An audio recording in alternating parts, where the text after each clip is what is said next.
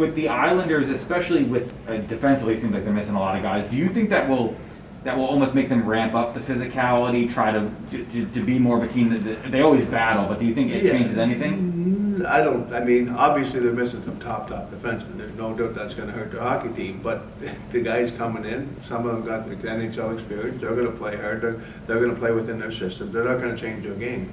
So they're going to come out and hard. And you know, a lot of they're missing some top forwards, but they still got a lot of veteran guys in their lineup. So they're going to come out and play their game. They're going to work hard, compete hard, and we'll see where it's going to go. But Barry Trott's team. He's one of the best coaches, if not the best coach in the league, and they're going to be ready to play.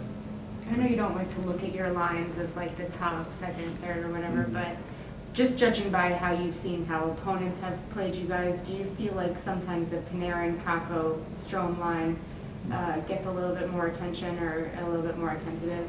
Yeah, I think those top two lines for sure. But yeah, definitely. I mean, you look and most teams coming in put their checking line on them, and then they'll match up its advantage line with one of their top lines. Yeah. When you have a team that's going through what the Islanders are going through, is it? I mean, from your perspective, is it harder to pre-scout them? Like, is it harder to get a read on what to expect because there's so many different players? You know what? Us coaches, pre-scouts are important, but really at the end of the day, I know what the Islanders are going to do. I know what the Islanders are going to do last year, the way they play, the way they work hard. You know, if you don't know your teams in your division or your big rivals, but how they're going to play, then they might do a couple of different face-off plays, throw something different at you once in a while, but us coaches, we like to stay the same. You got your system, you play the same way. So I don't think the pre-scout's a big thing. It's just knowing what to expect from that team, and you know how their fourth line is going to play, so-called fourth line is going to play, and you know their top players, Barzell, what they're going to do. So it's just a matter of executing your game plan and playing well. And I think it's the same thing you can say, them watching us. There's no difference. They know what we're going to bring at them. With Mika, I know he had the scare with the false positive the other day, and then he gets he sets up Lindgren for the game winner there. Mm-hmm. How's he been playing? It seems like your best line really, as we discussed, has been the Strome line. I mean, how do you see what do you see from Mika so far this season? I'm happy with Mika. I like the way he's played. He'd like to get a few more goals, I'm sure, but I'm happy with the way they're playing. I think we said we had 5 of the last 6, and that's what I think our team's played really well. So it doesn't matter to me who puts the puck in the net or who makes the plays, as long as the team's winning and playing good hockey, and that's what I'm happy about more than anything, the way our team's played as a group the last 5 or 6 games. It's not been perfect, but it's been better. The Islanders are missing, I guess, 4 of their top 6 defensemen. How do you attack a team that, specifically that, is You want to play make them play in the D zone a little bit more, obviously, but it's not going to change our game plan. I tell our team to play like that against anybody. Let's manage the puck well. Let's play in the offensive zone. Don't make turnovers and make the game easy for them. And again, like I said, they're missing some top players in their back end, but we can't change our game because what they're going to do. When people talk about lines moving, the one line that's been the same has been Strome's line, at least when everybody's healthy.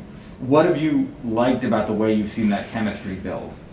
I liked it a lot. They're playing well. They're working hard, especially the last 4 or 5 games. But that might be one of the changes tonight. So I don't want to say too much good about it. Oh, don't do that to me. You're I can't killing write us. about it. You're going to make me look silly. All right, now. All right, so since you're going to tease that, could we hear the goaltender as a The vow? goalie, you want a little bit, do you? Just a little. Yeah, give us something. Teskey's going tonight.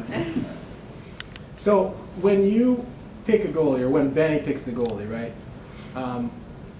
I'm sure you take into account what a guy has done against another team, and the other guy has good numbers against this team. So what's the? I don't take account that a No. whole lot. And Benny does. He looks at records in the past and all that stuff. So I'm more worried about this year with what I know of our goaltending and the way they're playing. And Shesky's been outstanding. So I don't really. 2 years ago, a different goalie. I'm not saying Georgie, but if Kincaid or somebody played against these guys 2 years ago and had 2 shutouts, I don't think a whole lot into that. I got you. Me personally. Yeah.